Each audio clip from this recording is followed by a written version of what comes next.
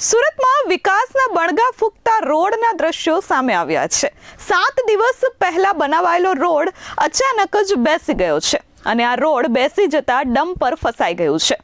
વાત છે સુરતના ડિંડોલી વિસ્તારની। સુરતના ડિંડોલી વિસ્તારમાં 7 દિવસ પહેલા એક રોડ બનાવવામાં આવ્યો હતો, પરંતુ આ રોડમાં કેટલી હલકી અને નબળી ગુણવત્તાનું કામ થયું તે છતું થઈ ગયું છે। મહાનગરપાલિકાની ગંભીર બેદરકારી સામે આવી છે।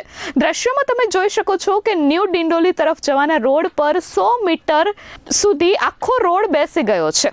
પાલિકાના પ્રી મોન્સૂન કામગીરીના લીરા ઉડી ગયા છે અને કામગીરી સામે સવાલો ઉઠી રહ્યા છે। હજુ તો 7 દિવસ પહેલા જ આ રોડ બનાવવામાં આવ્યો છે અને નવો રોડ જમીનમાં પેસી ગયો છે, જેના પગલે એક ડમ્પર આ રોડના ખાડામાં ઘૂસી ગયું હતું। જો કે આ ડમ્પરને કાઢવા માટે જેસીબી મશીનથી તેને ટેકો આપી બહાર કાઢવામાં આવ્યો હતો, પરંતુ આ દ્રશ્યો બાદ સુરત મહાનગરપાલિકાના કોન્ટ્રાક્ટરો અને પાલિકાની કામગીરી સામે વખતના સવાલો ઊભા થઈ રહ્યા છે। હજુ તો વરસાદનું એક ટીપું પણ પડ્યું નથી અને ત્યાં જો આ રોડની હાલત આવી છે તો અન્ય દિવસોમાં શું થશે તેની ચિંતા સ્થાનિકોને સતાવી રહી છે। સ્થાનિકોએ આક્રોશ સાથે જણાવ્યું કે અમે વેરો ભરીએ છીએ, પરંતુ સુવિધાના નામે માત્ર અહીં શૂન્ય સુવિધાઓ મળી રહી છે। મારું નામ દિનેશ પટેલ। આ સ્થિતિ એવી ખરાબ છે કે ચોમાસા પહેલા આટલો રોડ ખરાબ થઈ ગયો છે તો પબ્લિકને આવવા જવાની કેટલી તકલીફ પડે। લોકો પબ્લિકના વેરાથી આ કામ કરેલા છે। મ્યુનિસિપાલિટીએ પબ્લિક વેરો ભરે છે, આવવા જવાનો રસ્તાનો ટેક્સ પણ ભરે છે, વ્હીકલોના પણ ટેક્સ ભરાય છે, પબ્લિકના મકાનોના વેરા ભરાય છે।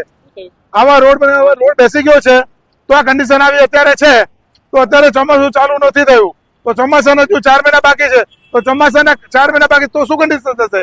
અત્યારે 100 જગ્યાએ આવા 200 જગ્યાએ 500 જગ્યાએ એસએમસીના કામ થયેલા છે સુરત મહાનગરપાલિકાના સુરતની અંદર, તો બીજી જગ્યાએ શું સ્થિતિ હશે? આનાથી બહુ ખરાબ સ્થિતિ હશે। તો એના માટે ભ્રષ્ટાચારને રોકવા માટે સખ્તમાં સખ્ત કાર્યવાહી કરવી જોઈએ અને ચેકિંગ કરવું જોઈએ। સ્થળ ઉપર ચેકિંગ કરવું જોઈએ, પાણી મુકાયું નહીં મુકાયું, જે સ્થળ ઉપર હાજર હતા, જે લોકો કામ કર્યા એમને ઉપર કેસ થવા જોઈએ, એમની પર સખ્ત કાર્યવાહી થવી જોઈએ।